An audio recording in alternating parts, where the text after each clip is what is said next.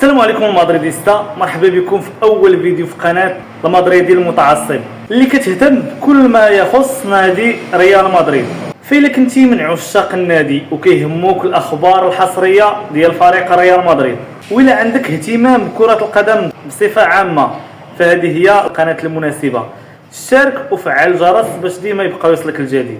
اليوم في هذا الفيديو غادي نهضروا على برنامج ريال مدريد للموسم المقبل واهم المباريات اللي خاص كل ريالي ما يزقلهاش ويتفرج فيها. الموسم اللي داز كان موسم كارثي بكل ما تحمله الكلمه من معنى.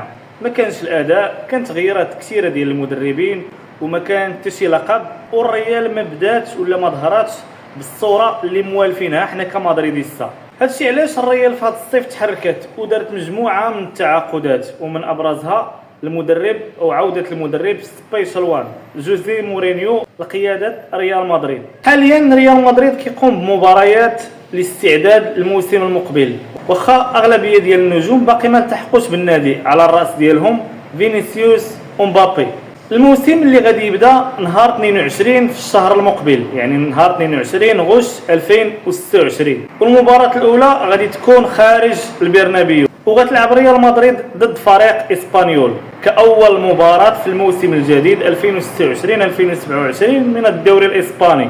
وحنا كمدريديستا اكيد كنتسناو اول ماتش ديال الريال بقياده جوزي مورينيو. جميع المدريديستا كيتسناو هذا الماتش ديال اسبانيول بفارغ الصبر.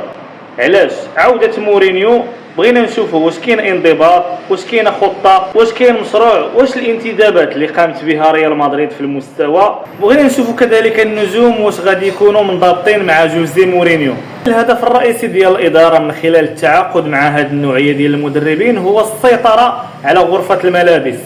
انا شخصيا الاخوان متفائل وتايق في جوزي مورينيو وكذلك في المنظومه اللي غادي هو يخلقها. ان شاء الله غادي ترجع ريال مدريد هذا الموسم للسيطره على الدوري الاسباني وكذلك البطوله المفضله ديالها دوري ابطال اوروبا. انت كمدريديستا واش كتوقع ان ريال مدريد ترجع للسيطره ديالها على المستوى المحلي وكذلك الاوروبي، الا ان الازمه باقي غادي تستمر؟ خلي لي الراي ديالك في التعليق، وما تنساوش هلا مدريد.